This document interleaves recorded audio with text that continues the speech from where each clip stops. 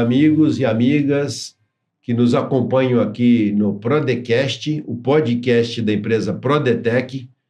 A empresa Prodetec é uma das maiores empresas de segurança privada do Brasil e patrocina esse programa que tem o escopo de levar aos nossos ouvintes informações preciosas sobre segurança pública, segurança privada. E hoje nós temos a grata satisfação de receber aqui no nosso estúdio o Coronel Vanderlei Mascarenhas de Souza, que é um policial militar aqui do estado de São Paulo, que tem uma trajetória espetacular, como vocês vão poder verificar ao longo da nossa entrevista.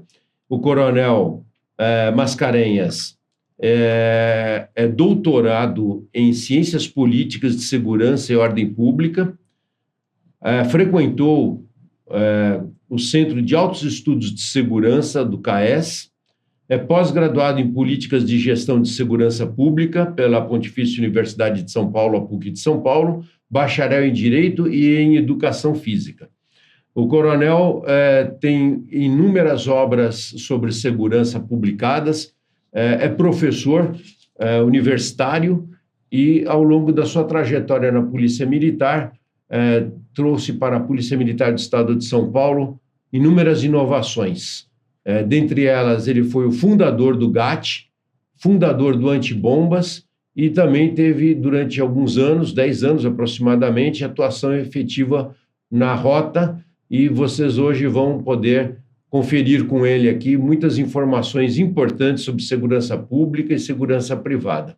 Coronel Mascarenhas, seja muito bem-vindo. É uma honra imensa receber o senhor aqui no Prodecast. E eu selecionei aqui, Coronel, algumas perguntas feitas pelos nossos internautas que eu gostaria de passar para o senhor aqui e usufruirmos do seu vasto conhecimento na área de segurança de um modo geral. Eu gostaria de perguntar inicialmente, Coronel, o senhor que teve uma vivência muito profícua na Polícia Militar do Estado de São Paulo, como é a estrutura da nossa Polícia Militar, que eu reputo a melhor e uma das maiores, se não a maior polícia de ordem militar, polícia ostensiva especializada do Brasil, né? Mas eu reputo particularmente a melhor polícia militar do nosso país. E eu gostaria que o senhor nos explicasse um pouquinho da estrutura da nossa Polícia Militar aqui no estado de São Paulo, por favor. Inicialmente, uma boa noite. É uma honra poder participar de um programa desse naipe, dessa grandeza, trazendo informações sobre segurança pública, que é um tema hoje essencial para qualquer cidadão, para qualquer pessoa que vive numa cidade como São Paulo, conhecer a estrutura da segurança pública, principalmente do estado de São Paulo, que é a maior cidade da América Latina e uma das maiores do mundo, e os problemas de segurança pública aqui não são poucos, são bastante complexos. A nossa Polícia Militar, né, a Secretaria de Segurança Pública do Estado de São Paulo, ela contempla a Polícia Militar, a Polícia Civil, a Polícia Científica, mas especificamente a pergunta foi com relação à Polícia Militar, onde a gente esteve atuando por mais de 35 anos, né? Iniciamos nossa carreira muito jovem, 15 anos na Academia de Polícia Militar. A nossa Polícia Militar, então, ela tem uma estrutura de fazer inveja a muitas polícias do mundo. A gente fala muito da polícia americana, polícia de outros países, mas a nossa polícia ela é muito bem estruturada, tanto a civil quanto a militar. Nós temos uma estrutura que é eminentemente operacional, que são os grandes comandos, que a gente chama de CPAs, né, Comando de Policiamento de Área, tanto na capital quanto no interior. Temos o Comando de Policiamento de Choque, que é maior que muitas polícias militares do Brasil, né, um efetivo acima de 5 mil homens. Tem polícias militares aí que tem 3 mil, 2 mil homens no efetivo total. E nós temos também a parte especializada na área de trânsito, de polícia ambiental, né, a nossa cavalaria, que também pertence ao choque. Ou seja, são segmentos especializados para fazer frente ao crime comum e ao crime organizado. No crime comum, nós temos as nossas rádios patrulhas, né, que é a primeira unidade que toma contato com o cidadão e com o criminoso. Ou seja, é o cartão de visita da Polícia Militar, é a unidade de rádio patrulha. É ela que está presente em qualquer ocorrência, desde uma simples ocorrência aí de uma ameaça até ocorrências mais graves. E quando a ocorrência se torna um pouco mais grave, então é chamado os órgãos de apoio, que principalmente o choque. Nós temos a Rota, a Força Tática, né? Nós temos o Comando de Aviação, que era o grupamento aéreo, hoje é um comando de aviação para dar suporte também. Fora isso, nós temos a parte logística e a parte de ensino, que é fundamental, né? Antes do homem atuar, ele tem que ser preparado, ele tem que ser treinado para exercer a sua função. Apesar de todo o treinamento, e um treinamento muito bom, muitas vezes fica difícil fazer frente ao crime, que está sempre buscando estar à frente da polícia, infelizmente. Então, a polícia tem que se preparar para aquilo que o criminoso já faz e para aquilo que ele está pretendendo fazer ainda. E isso não é fácil, né? Então, nós temos a Academia de Polícia Militar, com um curso de 4 anos, onde sai o oficial, ele sai aspirante oficial e segue até coronel. Nós temos a nossa escola de sargento, que prepara o sargento, né, que é o elo de ligação da tropa. Nós temos a escola de soldado, que é exatamente onde ele fica mais ou menos 1 ano e 2 meses fazendo a sua formação. E a partir daí ele vai, então, para a rua, vai para a tropa. Então, essa é a forma da nossa Polícia Militar. Temos algumas diretorias para dar apoio, diretoria de ensino, a diretoria de apoio logístico. Temos uma corregedoria muito forte, que é a Corregedoria da Polícia Militar, que ela é bastante atuante, não só na parte do cumprimento dos regulamentos, mas também de ir atrás de criminosos que acabam matando policiais, né, de uma forma, ou durante o serviço, ou mesmo no horário de folga. Ela tem lá uma equipe que faz essa investigação e vai, junto com a Polícia Civil, fazer a prisão desses elementos. De uma forma bem sintética, mais ou menos assim que funciona a Polícia Militar. Nós temos algumas unidades bastante especializadas, que é o nosso COI, que é o Comando de Operações Especiais, que é para a área rural. Nós temos o GAT, que é o Grupo de Ações Táticas Especiais, que é para a área de sequestro, para a área de antibombas.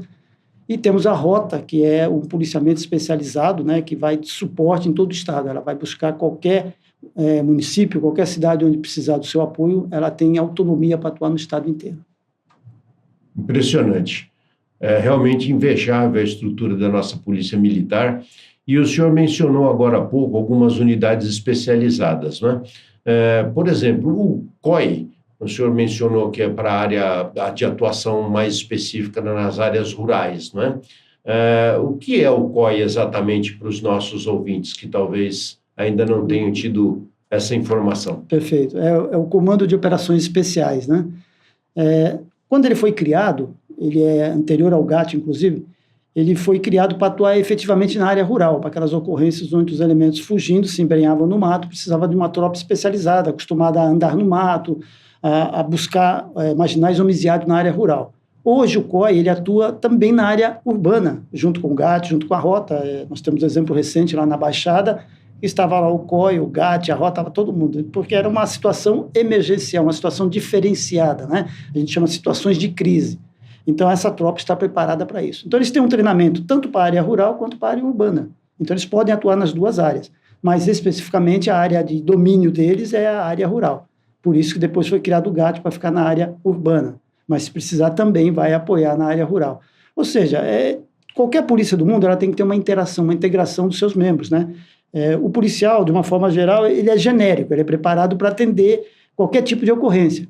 Mas se a ocorrência é um pouco mais grave, uma ocorrência onde você precisa de um pouco mais de logística, de um pouco mais de técnica para combater aquele determinado crime, você tem que contar com essa tropa. Então, a diferença dessa tropa para a tropa de rua operacional é que a tropa de rua está constantemente 24 horas na rua. E essa tropa não, ela fica treinando, ela é aquartelada, ela treina e quando precisa, então ela vai para o apoio. Muito interessante. O senhor até mencionou agora, nesse instante, sobre o treinamento do efetivo, né? E tem uma doutrina considerada predominante, não é, na questão de grupos táticos, que é treinar, dar treinamento e operar em circunstâncias especiais. O senhor foi um dos nossos fundadores do GAT, que foi a primeira SWAT do Brasil. O senhor poderia nos falar um pouquinho mais do GAT, as suas atividades e nos relatar aquilo que o senhor, durante a sua carreira, acompanhou de missões especiais dessa tropa de elite? Sim. Posso dizer que a história do GAT ela começou em 1987. Né? Nós tivemos uma ocorrência em Mogi das Cruzes, onde o dono de uma empresa de ônibus chamada Aerolis teve aí os seus filhos sequestrados. Na realidade, não eram bandidos, eram inclusive 2 estudantes, 2 universitários. E a Rota foi para atender essa ocorrência. E foi uma ocorrência que teve assim, um desfecho, de uma certa forma, satisfatório, mas que deixou muitas coisas para serem observadas, estudadas e melhoradas. e a partir daí, então, houve a necessidade de se criar uma tropa especializada para ocorrências com refém, que até então quem resolvia isso era a rota, era o tático móvel da época, hoje força tática, e quem estivesse na rua. Mas não tinha um treinamento específico para negociar a vida de reféns, que é uma coisa mais difícil que tem, é você negociar a vida de alguém. Então, o elemento está do outro lado, ele está divorciado da realidade, ele está querendo fugir, ele está querendo obter alguma vantagem e tem como trunfo uma vida humana. E se ele tiver, de uma certa forma, drogado ou perceber que ele não tem saída, ele pode acabar matando um refém desse e até mesmo se matando. Então, é um resultado que ninguém quer, um resultado letal, um resultado com morte. Então, em cima disso, foi criado o GAT, o Grupo de Ações Táticas Especiais. Ele começou em 87, com alguns estudos, uma parte só de estudos, mas efetivamente, em 1988, no dia 4 de agosto de 1988, nós fomos chamados pelo comandante-geral da época para dar vida a esse grupo. Então, nós começamos a fazer uma seleção da tropa, que foi a primeira coisa que a gente ia fazer, e o que nós fizemos? Nós não queríamos uma tropa homogênea, nós queríamos uma tropa heterogênea, porque a gente queria adquirir vários conhecimentos. Então, essa seleção foi feita assim, aberta para toda a Polícia Militar, onde nós buscamos o pessoal que era da rota, eu vinha da rota, o pessoal que veio da Força Tática, o pessoal que veio do Trânsito, da Cavalaria, policiais femininas. Foi a primeira vez na história da Polícia Militar que nós conseguimos levar mulher para a área de choque. Até então era só homem, não tinha mulher.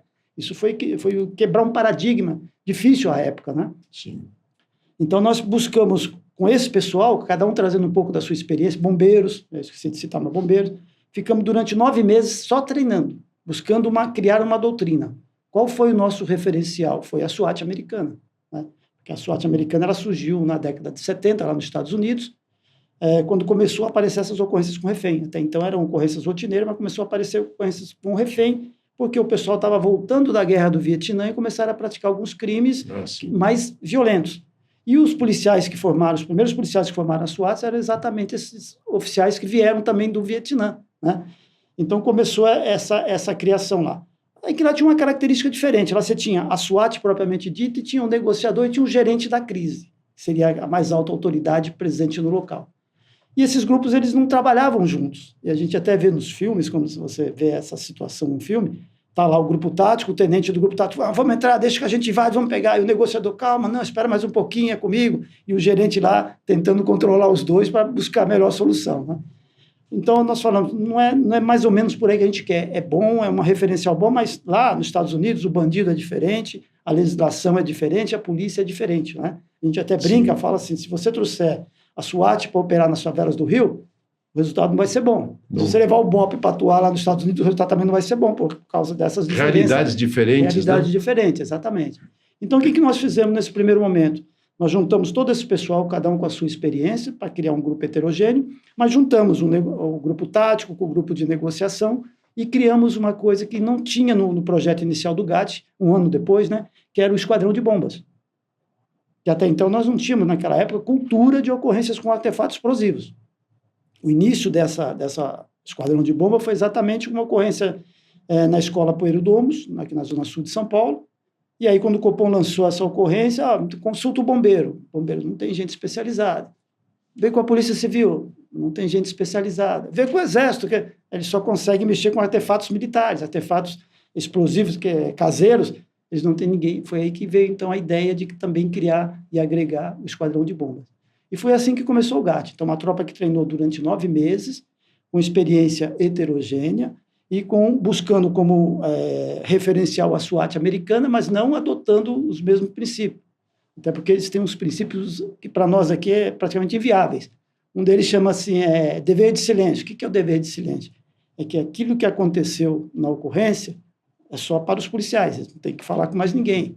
Tem um outro que é muito delicado, que chama compromisso de matar. Mas o que é esse compromisso de matar? Parece que é uma tropa letal. Mas não é isso. A SWAT, como nos Estados Unidos, quando ela é acionada, ela é para resolver, para eliminar a ameaça. Então, é caso grave. O cara já está com o refém, com a arma na cabeça do refém. Se ele não agir, vai matar o refém. Então, esse é o compromisso de matar.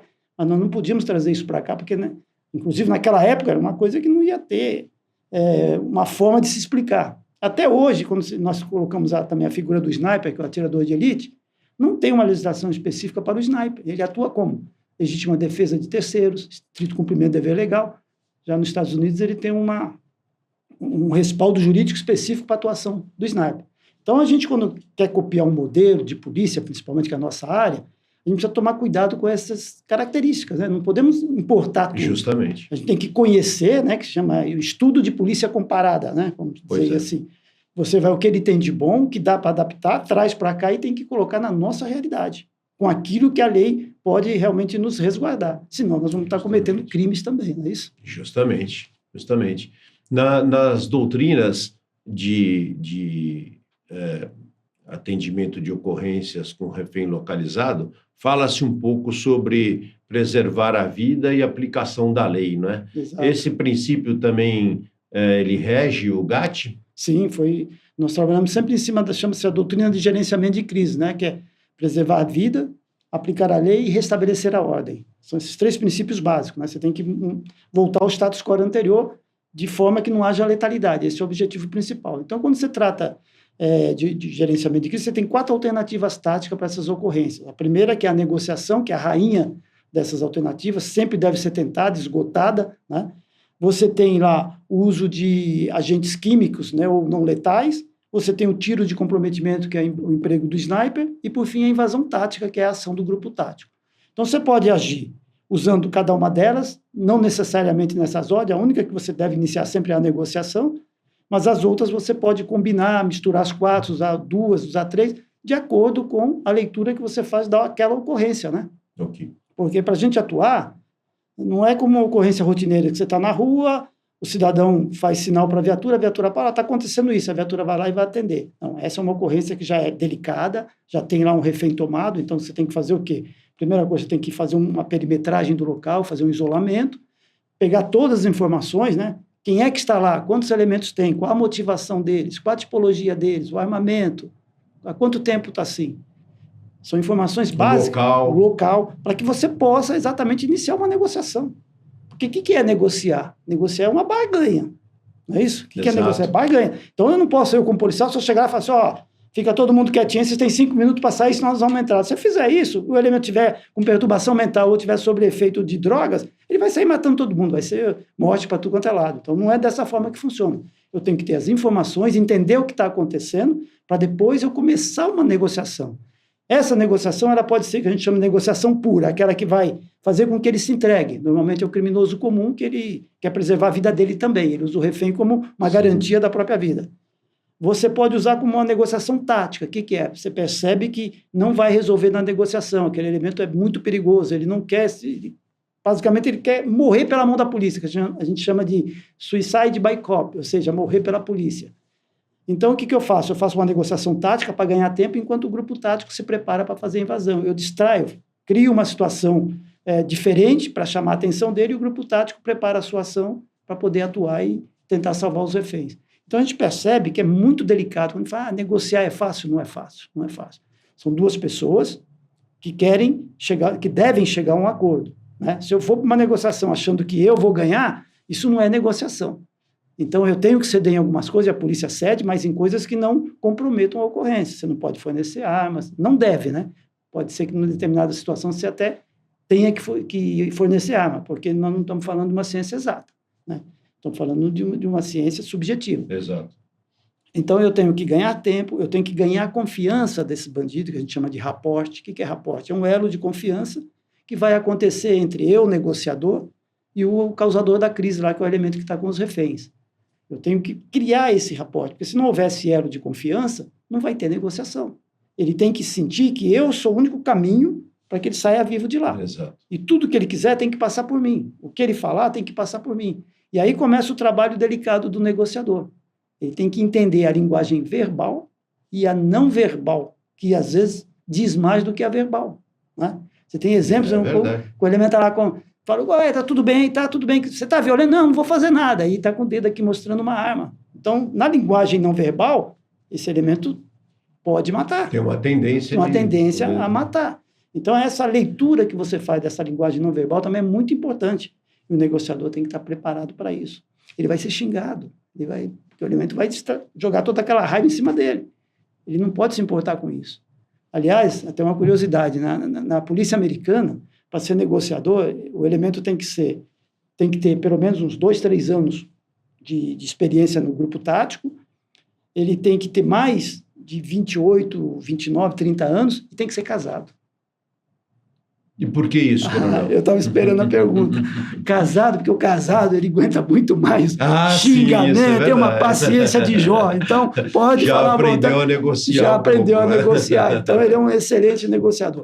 É um pouco de brincadeira, mas é assim que funciona. Sim, né? sim. Um negociador não pode ser o que a gente chama de tarinha, o corpo de Tarzan, que é ir de galinha. Aquele cara que xingou, ele já pula para dentro, né? Já quer pegar, apertar o pescoço. Negociador não pode ser não assim. É negociador. Não é. Aí ele é do grupo tático, né? Aí sim. Aí sim. Mas para o negociador, não. Então, veja que tem muita técnica nisso, né? Quem não conhece, só vê assim, pela televisão, acha que é uma coisa simples, mas não é. Demanda muito treinamento, muita curso de especialização, né? Um negociador, ele tem que fazer até artes cênicas, ele tem que saber representar. Justamente. Na nossa época, quando nós trouxemos as mulheres, foi exatamente para trabalhar na equipe de negociação. Aí você pode perguntar, por que mulher? Olha, você está num ambiente conturbado, só de homem, muito vigor. Aí você coloca a figura da mulher, já quebra um pouco. Diminui bem a tensão, né? A tensão. Tem exceção? Claro que tem. Se a motivação dele para aquela situação foi a briga com a mulher, na hora que você coloca uma mulher, ou como alguns sugerem, traz a mãe, traz a esposa. Mas se ele brigou com a esposa, na hora que você colocar a esposa ali, você vai complicar, não vai ajudar o ocorrente. Então você tem que ter essa informação.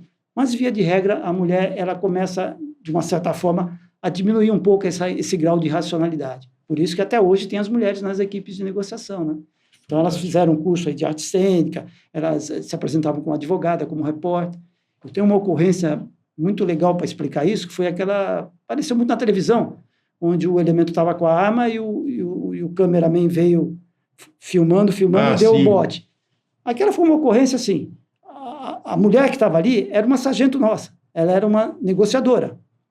O sargento, ele era do grupamento aéreo na época. Ele não era do GAT, mas ele estava passando e falou assim, eu era capitão na época, capitão, eu posso filmar a ocorrência? Bom, vai ajudar. Então, ela se apresentou como repórter e ele como o cameraman. E ela conversando com ele, olha, não faz isso, não sei o que, você está ao vivo, você quer mandar mensagem para alguém? Ele foi se aproximando, houve um raporte. E a técnica da distração, talvez, aí? A técnica da distração. Mas tem detalhes muito técnicos nessa ocorrência. Primeiro, ele estava com um revólver. Se fosse uma pistola, não daria para ter aquela ação. O revólver, a hora que você joga a mão e trava o tambor, ele pode apertar o gatilho, não vai girar, não vai sair nada. Então, isso facilitou bastante. Se fosse uma pistola, talvez não desse tempo de fazer isso. E antes disso, quando nós chegamos para essa ocorrência, a gente estava voltando de um treinamento na Imigrantes. Deu a ocorrência, nós encostamos, e aí pegamos o elemento e ele fez o refém. Como não tinha muita coisa ali, nós fizemos uma linha com 4 snipers a 50 metros dele. E dizendo... Isso não se deve fazer, mas nós fizemos naquela época. Solta a arma, você vai morrer, solta a arma. Então, criamos uma situação psicológica forte para ele. Então, uma tensão. Então, o que acontece? Ele precisava de alguém para ter um apoio, para confiar. Foi aí que entrou a sargento negociadora como uma repórter. Ela não se apresentou como polícia, como repórter e o cameraman. Então, quer dizer, olhando a ocorrência, parece que é fácil resolver, é só ir lá, distrair, mas não é. Tem muita técnica, muita coisa que deve ser preparada para chegar no resultado final e evitar a morte, que foi o que aconteceu, né? Uma série de detalhes, Uma série de detalhes técnicos que devem ser treinados também, né? Então, curso de especialização, treinamento, para que na hora você consiga ter sucesso. E mesmo assim, tem casos que você acaba não tendo o sucesso que gostaria, né? Alguma coisa sai errado. Nós tivemos um episódio aqui no Brasil, lá no Rio de Janeiro, que resultou, lamentavelmente, na morte da refém, né? Um indivíduo teria entrado dentro de um coletivo, de um ônibus. O ônibus 174. 174, ficou famoso com esse até nome, filme, né? Ali faltou um pouco de negociação, coronel, na ótica do senhor. É lógico, a gente, como o senhor já muito bem observou, né?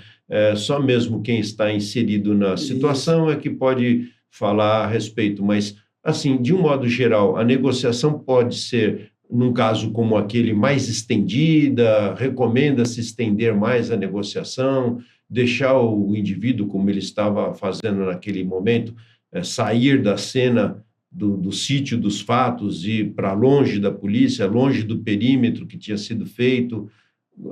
A doutrina pensa nisso, fala alguma coisa a respeito? Sim.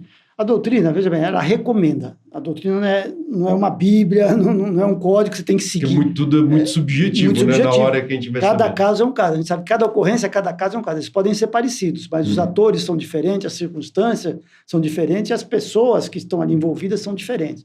Então, naquele caso específico, a gente não gosta muito de comentar a ocorrência quando a gente não estava na ocorrência, até porque a gente pode cometer alguma falha na fala da gente. No comentário. Mas o que a gente faz chama-se estudo de caso. O que é o estudo de caso? É você pegar uma ocorrência, verificar os erros e os acertos. Os acertos você tende a melhorar, e os erros realmente a corrigi-los para que não aconteçam de novo. Então, quando você fala em estudo de caso do ônibus 174, tem uma série de situações que podem ser pontuadas, né? Aquele caso especificamente, tempo não se coloca em negociação. A partir do momento que você coloca tempo em negociação, você está criando um fator psicológico que pode ser decisivo na solução da ocorrência, para o bem ou para o mal. Então, não se coloca tempo. O fator tempo ele é sempre aliado do negociador, ele tem que ganhar tempo. Por que ganhar tempo? Porque o tempo faz com que o elemento comece a entender que aquela situação ele não vai ter êxito do jeito que ele queria e o melhor é se entregar. Então, isso é o tempo que vai resolver. Faz com que ele reflita, né? Reflita, né? Traga de volta a realidade. Porque no momento que eclode uma ocorrência, está todo mundo muito tenso, né? Muita adrenalina, está todo mundo, principalmente o tomador de refém, ele está totalmente irracional. Vamos tentar entender cada uma desses personagens. O tomador de refém é um cara que, normalmente, ele não tem, vamos dizer assim, vivência, não tem visibilidade no seu meio. É um bandido, é um elemento, né? Ou às vezes nem é bandido, mas é um elemento que não tem visibilidade. A partir do momento que ele domina uma situação, que ele vê polícia, em alguns casos padre, vê governador, secretário, a mídia toda lá, ele se sente empoderado. Ele quer mostrar, aquele é o momento, o auge dele, de botar para fora tudo aquilo que ele sofreu na comunidade onde ele vive, das violências que ele já passou, ou seja, do passado dele. É o momento dele mostrar que ele é alguém. Então, se alguém contrariar esse início de momento dele, ele vai usar de violência para mostrar que ele está no comando da situação. Isso é a cabeça dele. Ele pensa, aqui agora quem manda sou eu. Aí está todo mundo aqui, se eu pedir água, vão me dar água, se mandar apagar a luz, vai fazer. O que eu mandar, vão fazer. Eu estou na televisão, eu estou sendo um cara importante. Vejam bem como... Subliminarmente ele já vai se empoderando. Se empoderando. Então, o negociador tem que entender que essa hora não é o momento dele se contrapor a ele. A doutrina de gerenciamento diz assim, os 15 minutos iniciais de uma ocorrência, eles são extremamente críticos, é eles que vão decidir o que vai acontecer. Se você pegar um negociador que entende isso e consegue dominar essa situação, a tendência é que se resolva por negociação. Senão, provavelmente vai ter letalidade. Né? Então, o negociador, por isso que eu falei que precisa ser de brinco, um cara casado, porque ele vai aguentar. Já está acostumado com o relacionamento de ceder um pouquinho. Vamos dizer assim, a bexiga dele é maior. A bexiga dele é maior, para não falar outra coisa, a bexiga dele é maior. Então, ele aguenta.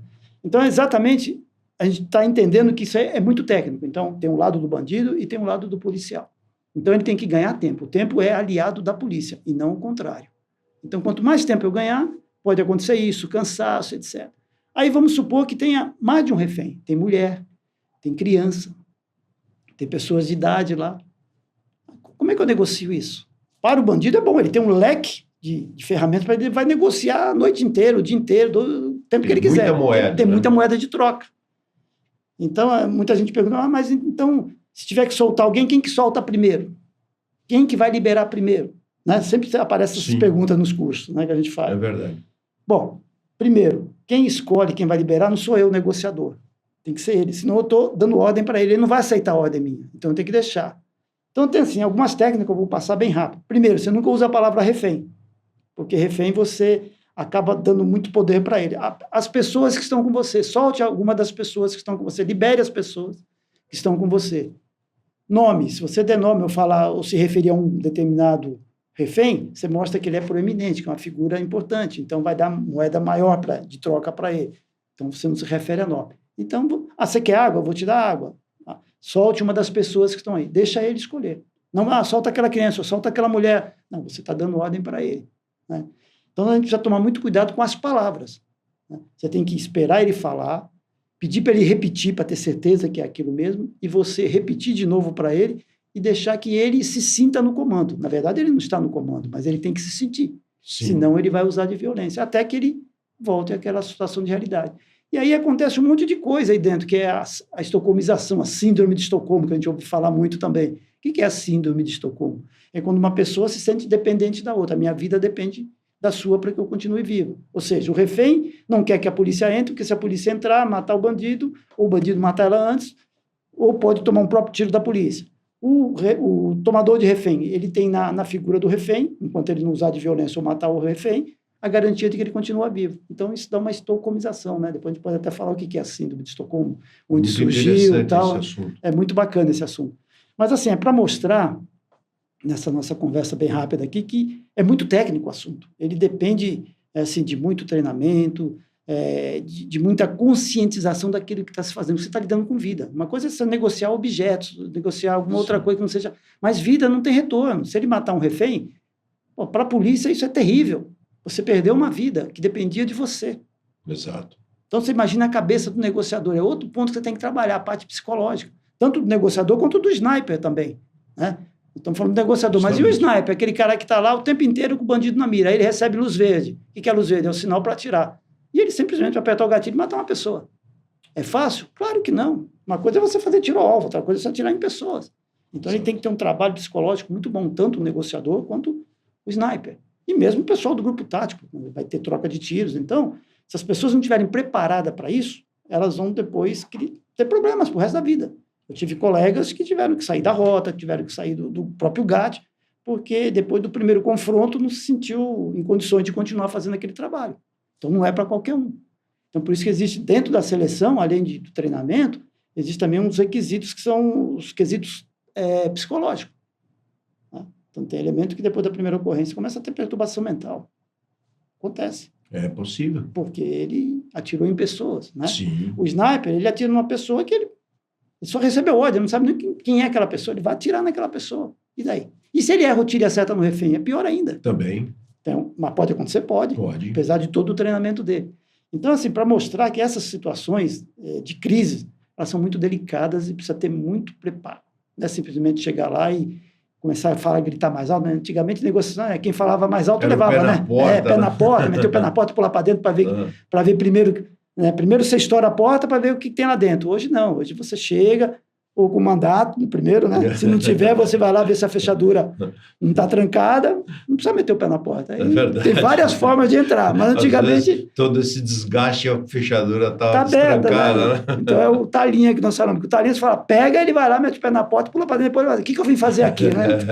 É mais ou menos assim, aí que vai perguntar. Hoje, realmente não é assim, as coisas são bem diferentes em razão de tudo, só que hoje a marginalidade, né, o criminoso, ele está muito mais violento, muito mais armado e muito mais preparado, né? A gente vê que nessas ações... E é verdade que também os criminosos hoje estão mais drogados também? Eles vão para as ocorrências fazendo uso de droga? Sim, isso assim, em vários casos, não precisa ser só hoje, né? O elemento, quando ele não tem a coragem de fazer, ele se droga, né? Uhum. Então, os bandidos, alguns que já estão acostumados, depois que eles são reincidentes no crime, eles não precisam, mas da primeira vez... Porque a gente não imagina, mas o bandido, quando ele vai fazer um assalto, que ele pega uma arma para fazer um assalto, ele está correndo vários riscos da vítima reagir, da vítima ser o policial, de passar uma viatura naquela hora. Ele até sabe disso, né? Por isso mesmo, que às vezes ele não precisa de coragem. De coragem, aí ele vai na droga, para poder ter essa coragem. E como é negociar com um perpetrador que seja insano ou que esteja drogado? Muito mais complicado, Muito mais, né? O drogado e o perturbação mental, né, eles estão quase ali no mesmo nível. Mas são situações diferentes porque eles estão afastados da realidade. Eles não veem como a gente vê. Eles não têm dó de ninguém, eles não sentem dor. Para eles, o que eles têm que fazer? Eles ouvem vozes, né? Eu tenho que fazer isso. Por que você fez? Uma voz disse para eu matar. Ele mata porque ele ouviu uma voz. Então, como é que você vai negociar com um cara desse? É muito mais difícil. Então, você tem que primeiro identificar. Se você identificou que porque aí entra na tipologia. O primeiro é o criminoso comum, que ele quer sair, ele quer viver. Então, ele pega a refém para garantir a vida dele. Isso é fácil. Foi fazer um roubo, deu errado, a polícia chegou, ele pega o primeiro que está lá, um funcionário, põe a arma na cabeça, fica lá uma meia hora, 2 horas negociando, mas se entrega. Então, esse é fácil. Você percebeu que a tipologia é o criminoso comum, não é que é fácil, mas menos complicado. Menos complicado, tem menos risco, né? Aí vem o elemento com perturbação mental. Então, esse elemento é um elemento divorciado da realidade. O que você tem que fazer? Você tem que tentar identificar qual é o motivo dele estar fazendo aquilo. E aí você precisa de um pouco de ajuda de psicólogo, e normalmente você não vai ter. Por isso que a gente trabalha um pouco, estuda um pouco de psicologia, tanto para o negociador, quanto para o pessoal do grupo tático, né? O gerente da crise principalmente, que é tentar entender essa linguagem não verbal, porque às vezes ele está falando uma coisa e está demonstrando pelos gestos que vai fazer outra completamente diferente. E aí não adianta você falar para ele que você quer água, esse elemento não vai sentir sede, ele fica horas e horas sem beber água, sem se alimentar. Aí você corta a luz. Por que você pode perguntar, por que corta a luz? Porque para criar uma necessidade de trocar, barganhar por um refém. Ele tem 5, 6 reféns. Qual a primeira coisa que a polícia faz quando chega? É cortar a luz, cortar a água. Por quê? Uma hora ele vai sentir sede, se escurecer, ele vai querer ter visão, então ele vai pedir para ligar a água, você troca por um refém. A moeda de troca do negociador. Exatamente. Muita gente vê nos filmes, mas não entende. É para você criar uma necessidade de ter moeda de troca, né? Mas voltando aí para o caso do elemento com perturbação mental, ele é muito mais difícil de você realmente conversar com essa pessoa, trazê-la para a realidade. Você tem que entender qual é o motivo dele estar fazendo aquilo. E como é que faz isso? Você tem que deixar ele falar. Porque muita gente pensa assim, quem é um bom negociador? É aquele cara 171, aquele que fala bastante. Não, contrário. O que ouve muito. Isso, melhor porque, assimila, né? 2 orelhas e uma boca. Uma boca só. Então, nós temos que ouvir mais e falar menos. Quem é que tem que falar bastante? O causador da crise, para ele poder esvaziar. É uma forma dele também começar a voltar à realidade, botar para fora tudo aquilo que está angustiando ele. Se você começa a falar e não deixa ele falar, ele vai ter que matar um refém para você escutá-lo. Não é isso? Justamente. Então, complica a ocorrência. Por isso que a gente fala da paciência do negociador, do elemento casado, eu sempre brinco com isso, mas é uma verdade. Então, tem que ser aquela pessoa que tenha realmente essas condições de fazer isso. E no caso do elemento com perturbação mental ou drogado também, ele vai ficar falando coisas desconexas, você tem que tentar ali juntar as pontas para entender por que ele está ali. É um quebra-cabeça. Um quebra-cabeça, é igual uma investigação, quando o senhor está fazendo um inquérito, o senhor tem que buscar todas as possibilidades para... É mais ou menos isso, a negociação, só que com tempo bem curto, né? Você tem compressão de tempo. E com um risco uma grande questão que envolve a vida humana, né? Exatamente. É compressão de tempo e risco de vida. Então, você tem frações de minutos para poder resolver tudo isso. Depois que a ocorrência passa, vamos falar, por que não fez assim? Por que não deixou mais, né? O ônibus 174. Sim. Deveria deixar vir um pouco. Não sei quem estava lá é que sabe, né? O que a gente tem que entender é o seguinte, você tem que, primeiro, tirar reféns. Quanto mais reféns ele tiver, maior são os riscos. Então, criar a necessidade de fazer a troca e liberar refém. Depois disso, você tem que trazê-lo para um campo onde o sniper, o atirador de elite, consiga visualizá-lo. Porque se ele tentar matar o refém, o sniper vai atuar. E terceiro, um local onde ele não tenha condições de se esconder, de pegar mais armamento, né? Em muitas ocorrências acaba dando colete. Até aí tudo bem, uma proteção pessoal. Mas já vi várias ocorrências onde entregaram arma, e não pode, porque você está aumentando o poder letal desse elemento. Mas cada caso é um caso, tem que ser analisado, né? Se ele começar a matar 4, 5 reféns, o que você faz? Você continua negociando? Não. Você vai ter que fazer uma invasão tática, porque já matou, ele vai continuar matando. Depois que matou o primeiro, a tendência é matar os outros, porque aí o caldo já entornou, não tem mais o que fazer. Você tem que evitar que chegue à letalidade inicial. Se isso aconteceu, aí o jogo vai virar. É uma negociação tática, como nós falamos. Mas o importante é tentar entender e deixar falar, porque o tempo é aliado da polícia. Mas não é fácil. Se tiver um psicólogo, vai ajudar bastante. Senão, você tem que fazer... entender com que o seu conhecimento e tentar chegar a uma conclusão do que ele quer fazer, né? E nunca mostrar violência para essas pessoas, porque essas pessoas, não adianta você fazer ameaça, mostrar poderio de força. Ele já está numa situação periclitante. Ele não entende. Ali, né? Ele não entende. Para ele, tudo aquilo ali faz parte de um cenário que foi criado na cabeça dele para ele concluir uma missão da voz que ele ouviu, ou dele aparecer. Tem muita gente que toma refém só para aparecer na televisão. Vários casos. Aqui no Brasil não conheço, mas a SWAT americana, quando nós estivemos fazendo curso lá, eles deram vários exemplos.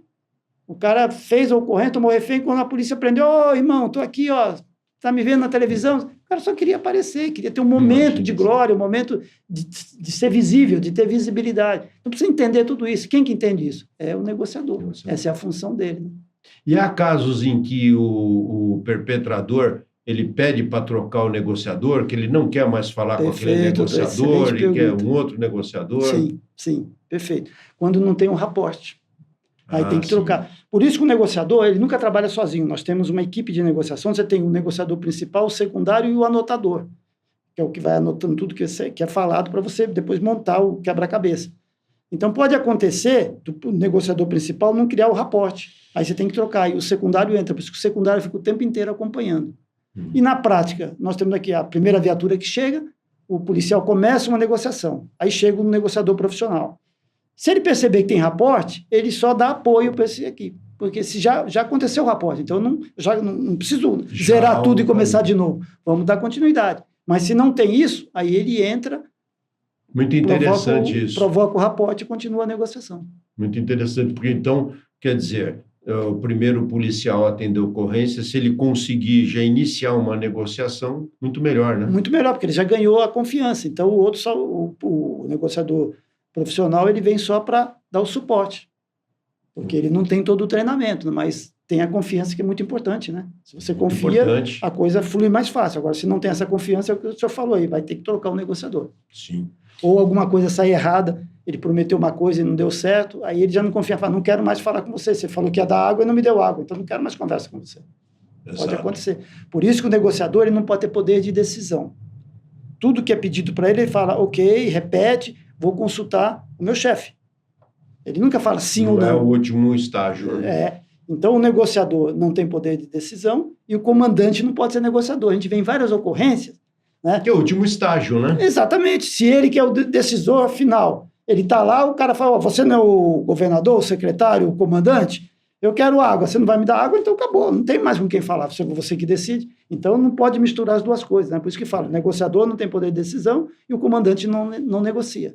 Isso é muito importante. Nós já vimos a presença até de um governador de estado numa ocorrência policial, né, dessa natureza. Então, é complicado, porque se o perpetrador fala, olha, eu quero um helicóptero agora aqui à minha disposição, a quem é que ele vai perguntar, né? Então, pois é, tem que, ou ele dá ou não dá, né? Então, tivemos em São Paulo esse caso, tivemos no Rio de Janeiro também. Sim. Então, assim, a gente vê, infelizmente, muitas dessas situações acontecerem, porque ainda falta um pouco desse conhecimento, desse treinamento, dessa técnica chegar porque o Brasil é muito grande, né? O Brasil é um continente, então São Paulo é referência para o Brasil inteiro, então tudo que acontece aqui é vitrine para o resto do país, mas as ocorrências mesmo acontecem aqui. Eu tive recentemente no Norte, lá a polícia fala, tem uma ocorrência com refém aqui, passa anos e não temos.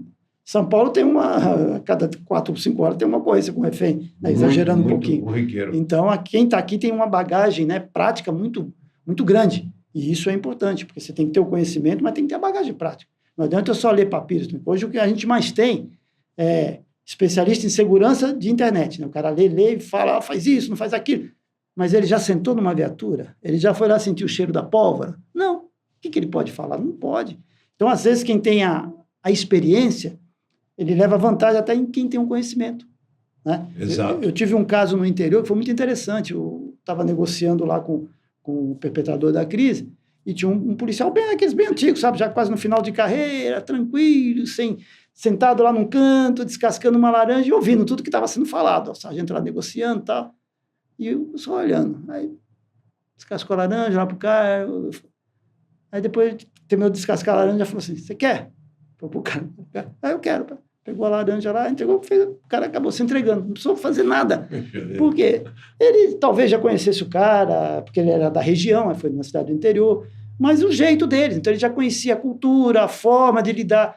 Eu saio de São Paulo, vou numa cidade pequena lá, eu não conheço as pessoas, não sei a forma. Aquilo que eu falei, da SWAT vir para o Rio de Janeiro e o BOP para os Estados Unidos. Então, essa bagagem prática é muito importante. Então, quem faz polícia, quem senta na viatura, quem fica lá sentindo o cheiro da pólvora, esse cara tem uma bagagem grande, só precisa dar uma lapidada com um pouco de técnica, ele vai ser um excelente profissional. É verdade. E nas negociações com reféns em estabelecimentos prisionais, a complexidade é outra? É outra. Muito mais delicado, mas tem vantagem e desvantagem. Bom, primeiro você já sabe com quem você está lidando, então a tipologia, e sabe que para eles também morte, vida não faz muita diferença. Mas tem uma característica muito interessante quando você lida com negociação em presídio. Eu peguei várias, inclusive. É que você nunca consegue negociar com o líder, com quem está falando. Sempre tem um porta-voz. E sabe como a gente descobriu isso? A gente conversando, você olha para o cara lá, o cara que vem conversar com você. Aí você fala alguma coisa, ele não responde de imediato. Aí ele dá uma ligeira olhadinha assim de canto, que aquele é o líder, para ver se o cara consente ou não. Aí depois ele dá a resposta. Mais ou menos assim como o batedor de pênalti e o goleiro. Né? Ele coloca a bola e fica olhando, e o goleiro fica olhando. Então o batedor de pênalti, que só olhar para a bola ou para o canto, ele vai perder esse pênalti. Mas se ele olhar nos olhos do goleiro, ou o goleiro olhar nos olhos dele, vai saber que canto que ele vai bater. Porque você sempre, antes de fazer qualquer coisa, você vai olhar. Você vai plotar os olhos e vai dar aquele golpe de visão. É impossível que não faça dessa forma. Então, é mais ou menos isso. Então, negociar em rebeliões de presídio é um negócio difícil também. Até porque, lá antes disso, eles já fizeram o acerto de conta, eles mesmos se matam, né? Entre eles, acabam Tem barricada. Tem barricada, põe fogo, eles fazem decapitação de quem eles têm que fazer o acerto de contas, né? Quantas gente entra e já tem as cabeças jogadas no meio do caminho, você vai entrando e vai encontrando isso aí. Mas eles também não têm muito a perder. Mas chega um determinado momento que o líder percebe que não vai conseguir muita coisa, aí ele dá o sinal, né? A gente não percebe, mas dá o sinal para o elemento se render e terminar. Mas é muito diferente de uma ocorrência fora do presídio. Lá, essa ocorrência é dessa forma. Tem até uma coisa que a gente chama de síndrome de Londres. Tem a síndrome de Estocolmo, que é feita dentro, fora, né, dessa ocorrência. Mas dentro de presídio chama síndrome de Londres, que aconteceu lá numa rebelião em presídio, onde você coloca uma liderança contra a outra. Deixa ele se degradar, depois que sobrar, você só faz o rescaldo. Só faz o rescaldo. Fica mais fácil, né? Fácil. Diminui o contingente inimigo, né? Exatamente. Coronel, a gente também, falando aqui em sequestro, né? É muito comum nos dias de hoje esse sequestro relâmpago, né? Isso. A população, de um modo geral, teme por isso, porque poderá ser levada aí para um cativeiro, né? Ou então poderá ser obrigado a fazer caixas eletrônicos e tudo mais. Entrando um pouquinho mais aqui na segurança do povo em geral, existem algumas recomendações que a gente pudesse deixar para os nossos ouvintes com relação a não ser um alvo fácil para os bandidos? Sim, recomendações tem bastante, né? O problema a questão é como colocá-las em prática, né? E como fazer isso. Porque, assim, a gente só acredita que a coisa acontece com a gente quando, de fato, ela acontece. Assim, é verdade. Quando é com o vizinho, quando é com um amigo, um conhecido, você fala, aconteceu isso, mas você não se precaver. Então, a gente tem, assim, algumas coisas a falar nesse sentido. Primeiro, a segurança, ela é uma educação. Você tem que ser educado para a segurança. Isso começa dentro de casa, né? Educação familiar, você tem que aprender a fazer sua segurança pessoal, segurança da sua família, aí você vai fazer a segurança no seu trajeto para o trabalho, sua segurança no seu local de trabalho, segurança no seu momento de lazer. Então, segurança é uma coisa que tem que ser perene. Tem que começar em casa, como é a educação básica. E alguns cuidados, porque você tem que saber qual é a cidade que você vive. Então, você tem que ter a leitura do ambiente onde você vive.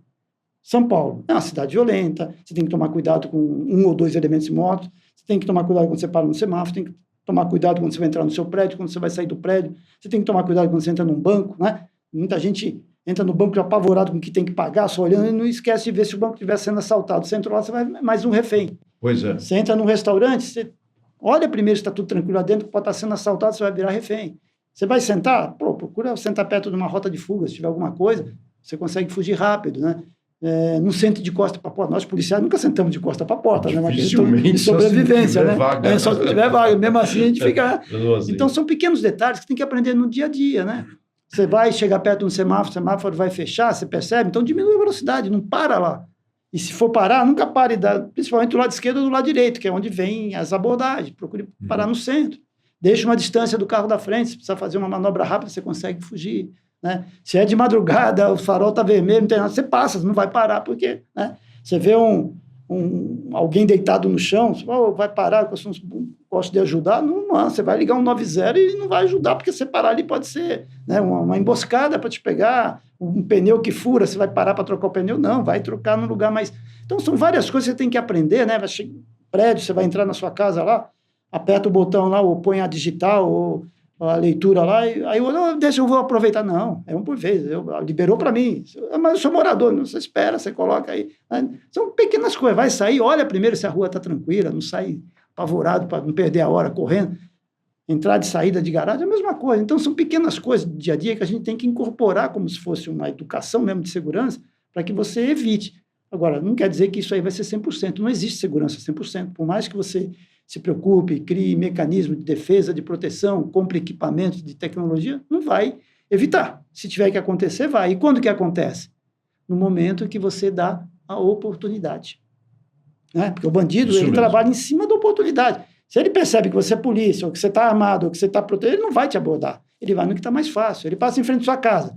Tem portão, grade, cachorro. Na outra não tem nada, qual casa é que ele vai? Naquela que não tem nada. Então, é oportunidade. Às vezes, quem oferece essa oportunidade, às vezes não. Nós é que oferecemos uma oportunidade para que o bandido chegue, para que nos surpreenda, que nos pegue naquele momento de fragilidade. Então, nós temos que evitar isso. É fácil? Claro que não. A gente tem que treinar isso todo dia. O meu caminho, porque eu sempre faço o mesmo caminho. Não, não pode ter rotina. Você tem que fazer caminhos diferentes, sair em horário diferente, chegar em horário diferente. Não é fácil fazer isso. Numa cidade como São Paulo, você tem tempo para tudo, trânsito, você acaba querendo ganhar os momentos para poder fazer alguma coisa e acaba criando uma rotina. Então, não crie rotina. Agora, foi para o cativeiro, o que a gente acaba recomendando? Primeira coisa, você nunca encare os bandidos. Porque se você encarar, ele sabe que você vai reconhecer, então ele vai usar de violência contra você, às vezes pode até matar. Então, baixa a cabeça, baixa os olhares, ele está no comando. Enquanto estiver lá, ele que é o chefe. Não adianta você querer bater boca, discutir, falar. Só responde o que perguntar e evita. É uma forma de você se preservar. E também de estocomizar, que aí ele acaba ficando com dó de você. Esse cara é bonzinho, tem uns que vem aqui, que eu botei aqui, o cara quer brigar, gritar, esse aqui não. Então, ele acaba te protegendo.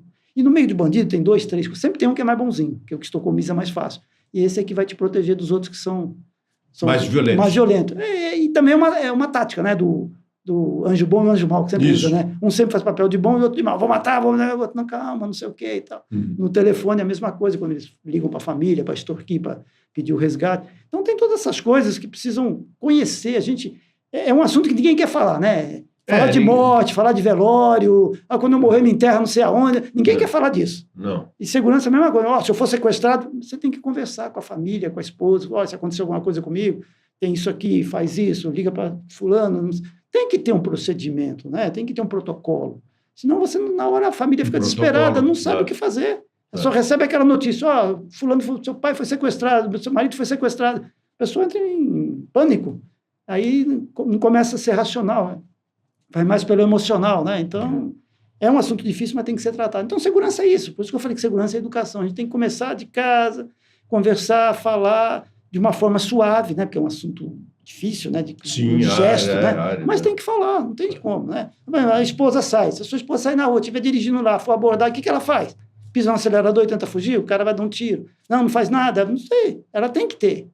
Saber mais ou menos, você tem que orientar, tem que conversar, se acontecer tal coisa, deixa levar o carro é patrimônio, o importante é a sua vida, não sei o quê, né? Então, precisa conversar, é um assunto, por isso que eu falei, educação para a segurança, é muito importante. Até o senhor menciona que a cidade de São Paulo, né, assim como grandes capitais do Brasil, que tem todos esses problemas que temos aqui, mas há também, coronel, outras ações de criminosos em cidades pequenas, tais como esses que a gente ouve falar de bandidos que fecham uma determinada cidade para roubar agências? Sim, é o que a gente chama de novo cangaço ou domínio de cidade. Isso aí nada mais olha, isso é uma análise muito pessoal. Eu estava outro dia estudando vários casos, eu entendo assim, eles estão fazendo o que a polícia fazia antes, é isso? Então, quando você pega essa quadrilha, primeiro, não é uma quadrilha comum, é uma quadrilha altamente treinada, com armamento. Hoje o armamento sabe que é dinheiro vivo para eles, né? Tem quadrilha que só aluga arma, tem quadrilha que só aluga o carro, então eles fazem... Hoje o crime, ele é uma grande empresa, né? Uma grande empresa que tem lá os seus ramos e cada um fazendo a sua função, né? Tem até o marketing, né? Do pessoal do bandido. Do bandido, para fazer nome, não sei o que. Há muitos anos atrás, bandido não tinha nome. Não tinha nome. Hoje, todo mundo é chefe, torre, não sei o quê. Do partido A, do partido exatamente. B, né? Então, esse é o marketing forte deles. Mas eles funcionam como uma empresa, né? Então, tem todas as suas organizações. Então, eles são altamente treinados, eles têm logística boa, são treinados normalmente, para quem já foi de força de segurança, ex-policiais, pessoal que já foi militar. Então, a gente percebe na forma de segurar um fuzil, a evolução tática, um manejo, né? Exatamente, é um manejo tático. O andar deles é um andar tático, aquele andar, né, em cima do calcanhar, pousando, olhando tudo, observando. Coletes à prova de bala, capacete, bem treinados, sabendo o que vão fazer. Descem dos carros, tomam posições, abrigados, poste em algum local, para fazer cobertura dos companheiros, comunicação boa. Então, não é qualquer quadrilha, é uma quadrilha... E o que eles fazem? Eles vão usar exatamente onde estão as forças de segurança, um quartel, uma companhia, uma delegacia, e fecham ali a entrada e já atacam, não deixam o pessoal sair para dar a resposta. E fecham as entradas e saídas da cidade, queimando ônibus e caminhão. Então, ou seja, eles preparam todo o cenário que seja favorável a eles, para depois poderem fugir. E não esquecem de pegar os reféns, né? Pega o refém, põe em cima do carro, tira a camisa, amarra, usa os reféns para poder ter uma moeda de troca para fugir caso a polícia chegue. Então, é realmente uma evolução muito grande do crime, né? Uma organização que não tinha antes. Até então, alguns anos atrás, quando você chegava numa quadrilha, cada um corria para um lado, tentando se salvar. Hoje não, eles não correm. Hoje eles enfrentam a polícia, até porque eles têm fuzil. E às vezes o policial nem fuzil tem. Então hoje eles estão em superioridade numérica e de armamento para essas situações. Carros possantes, carros blindados. Então é muito organizado. Então quando a gente fala em domínio de cidade, Novo Cangaço, é exatamente isso. São quadrilhas especializadas, altamente organizadas, treinadas, com poderio letal forte e sabendo exatamente o que vão buscar, com alvos já estudados. Normalmente banco, caixa eletrônico, empresa de segurança que está com um determinado valor lá, já sabe tudo, tem informação de tudo isso aí. Esse é o grande desafio da polícia hoje, lidar com esse tipo de crime altamente organizado, altamente especializado e com um poderio letal muito grande. E nesses casos, há a utilização de artefato explosivo, coronel? Também. Você vê que é uma modalidade que até então você tinha como ameaça de bomba na escola, ameaça de bomba no consulado. Hoje não, hoje eles usam primeiro para detonar os cofres, que eles precisam estourar os cofres para pegar o dinheiro. E se a polícia vier atrás, também jogar. Teve várias ocorrências de domínio de cidade que eles armadilharam com explosivos o local onde a polícia ia passar. Então, não morreu policial porque deu sorte e viu a tempo, mas eu não descarto que numa dessas ocorrências acabar acontecendo isso, a explosão com vítimas policiais. Pode acontecer. Ao longo da sua carreira, o senhor deve ter participado de inúmeras ocorrências aí com artefatos explosivos, né, com localização de artefato explosivo. Como é a conduta, ou como foi a conduta da Polícia Militar na localização desse tipo de artefato? Bom, nós tivemos que quebrar alguns paradigmas também, porque não tinha cultura desse tipo de ocorrência, mas as providências iniciais são, primeira coisa que você tem que fazer é isolar o local, se for uma área aberta, 100 metros pelo menos, para que se houver uma explosão, porque o problema da explosão é a onda explosiva. Quando há uma explosão, uma detonação, há um deslocamento de ar muito forte, e é isso que faz as pessoas voarem, se estourarem, objetos voarem. Chama-se onda explosiva, é o efeito da onda explosiva. Então, local aberto, uns 100 metros. Se tiver edificação, você consegue, dependendo da edificação, se for realmente cimento, uma coisa que suporte a onda explosiva, tudo bem. Se for uma coisa muito frágil, não adianta você esconder atrás dessa coisa também. Então, essa é a primeira coisa. Segundo, nunca tocar. Se tiver um objeto suspeito, alguma coisa, você não deve mexer. Tem que deixar que o especialista mexa. Porque pode ter ali um gatilho, né, de detonação, um gatilho de descompressão. Na hora que você levanta a coisa, ela explode. Gatilho de detonação por alívio de pressão. Você pode ser uma que tem um fiozinho lá, que você puxa, aciona, vai explodir. Então, é uma ocorrência só para especialista. Tem explosivo, você tem que chamar quem é especialista. Nesses casos que a gente atendeu, nós tivemos uma ocorrência no McDonald's da Rua 7 de Abril, onde uma mulher, houve a explosão, uma mulher e a filha foram feridas. Nós tivemos na escola do Perudômios, como falei, que foi a primeira ocorrência, tivemos em várias outras escolas. Na época eram artefatos, vamos chamar assim, de primários, que eram um tubo com pólvora, então eram coisas improvisadas, que a gente chama, né? Bombas improvisadas, né? Bombas caseiras, não tão potentes. Mas hoje eles vão buscar essas emulsão de dinamite, e colocam para explodir o caixa ou para fazer com que a polícia retarde a chegada da polícia no local. E eles conseguem esse material de uma forma muito fácil, né? O cordel detonante, a dinamite, eles vão em qualquer pedreira, ou eles pagam lá, por aquele que a gente chama cabo de fogo, que é o cara que cuida disso aí, desviar esse material, ou eles mesmo vão lá e furtam. Vira e mexe, tem aí caminhões do Exército, não do Exército, da Embel, que está levando material e é roubado, com explosivo. Recentemente teve um aqui. Né? Então, e hoje eles estão altamente preparados. Por quê? O pessoal que foi... Eles são explosivistas, tem explosivistas nesses grupos eu não chegaria a dizer que são explosivistas, porque o explosivista demanda um custo muito grande, mas tem conhecimento, porque alguém das forças de segurança, ou eles mesmos, porque você entra na internet, você aprende a fazer bomba, tem acesso às informações. Simples, Então, eles mexem nisso aí e acabam fazendo. Em alguns casos, eles erram, né? Coloca para mais, detona todo o banco, coloca para menos, não consegue estourar. Ainda bem que às vezes eles erram. Mas, via de regra, eles já sabem, já treinaram antes, né? O tempo do cordel detonante, quando tem 10 segundos, 15 segundos, é o tempo de colocar lá e correr, esperar detonar para voltar para buscar. Ou seja, tem conhecimento. Então, não são leigos, são pessoas que têm conhecimento. Então, hoje está muito mais difícil combater essas quadrilhas do que algum tempo atrás. Por quê? Porque hoje eles estão muito mais especializados, estão muito mais armados, estão muito mais determinados, né? Você vê que hoje eles enfrentam a polícia. Antigamente, não, eles fugiam. Hoje, eles param com um fuzil e atiram na polícia e enfrentam. Há um enfrentamento. Há um enfrentamento. É. E o antibombas do GAT tem hoje uma capacidade muito interessante, não é, Coronel? Sim. De atendimento em ocorrências dessa natureza, né? Sim, hoje o Esquadrão Antibombas do GAT é um dos melhores do Brasil e, quiçá, está entre os melhores do mundo, porque tem todo o equipamento necessário para atuar, tanto na parte preventiva quanto na parte realmente de fazer a explosão do artefato localizado, da bomba localizada, com equipamentos de primeira geração, com robô, treinamentos constantes, agrupamentos de outros estados, de polícias de outros estados, e o número de ocorrências aqui é muito grande, né? Apesar que nos outros estados hoje, com domínio de cidade, tem acontecido várias atuações dos grupos antibombas daqueles estados também, mas todos começaram aprendendo com o GAT aqui de São Paulo.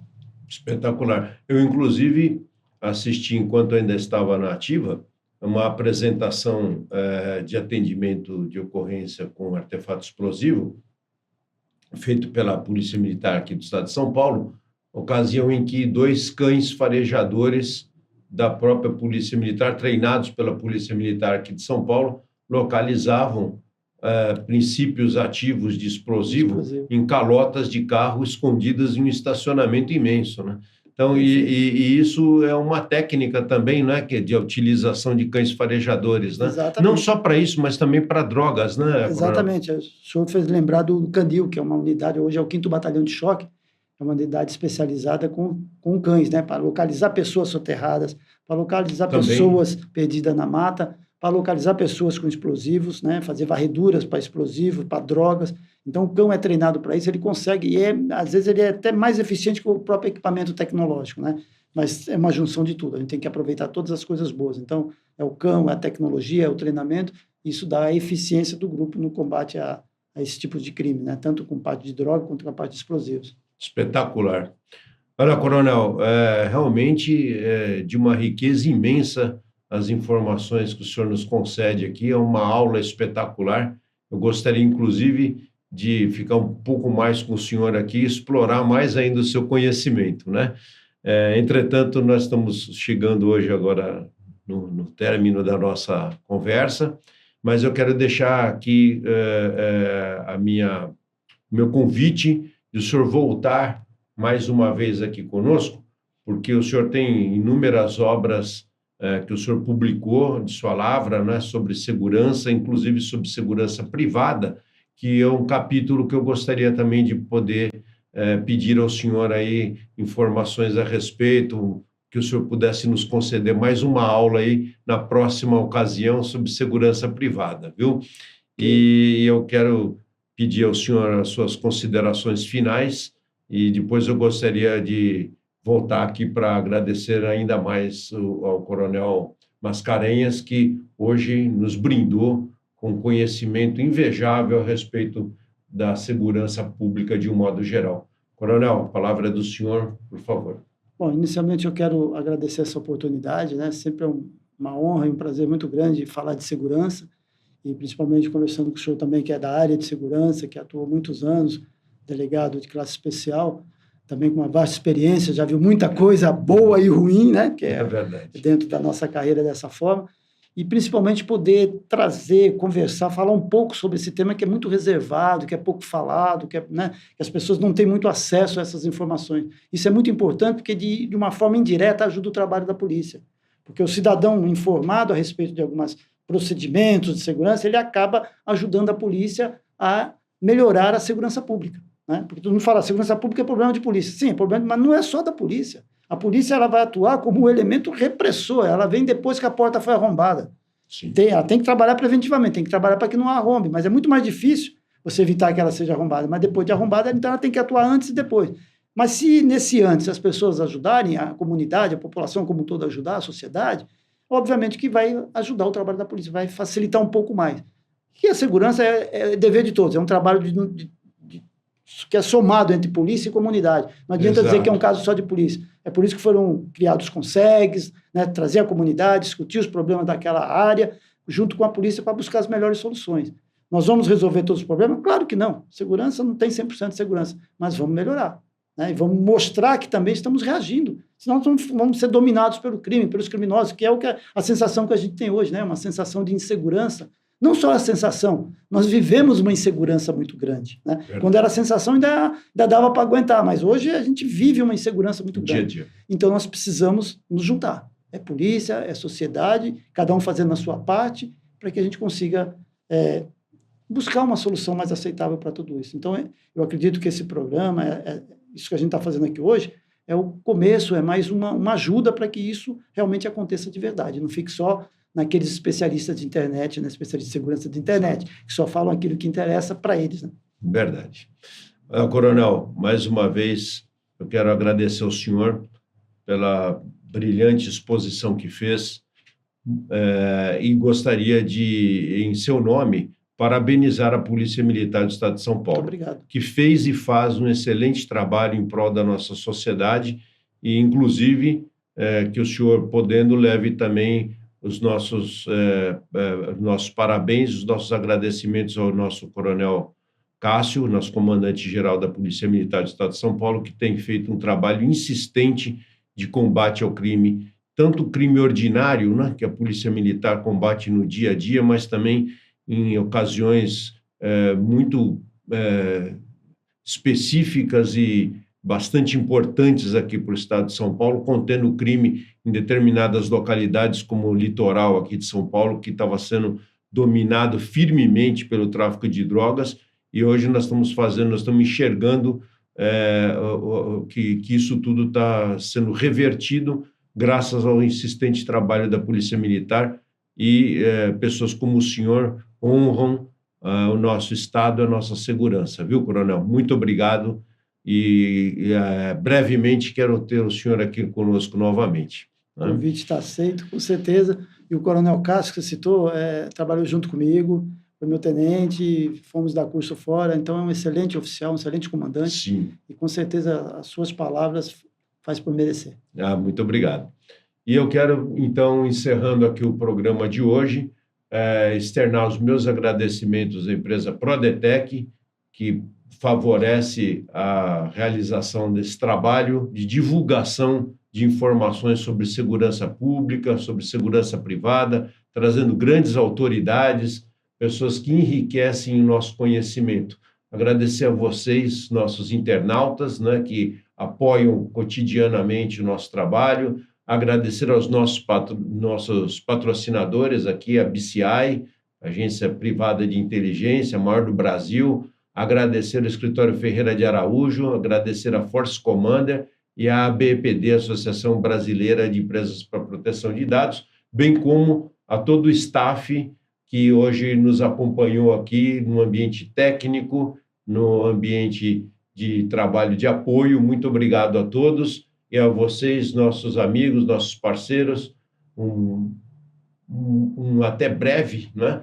Logo mais, nós vamos ter mais alguns programas muito interessantes que eu gostaria de já convidá-los para acompanhar. Boa sorte, fiquem com Deus, um grande abraço.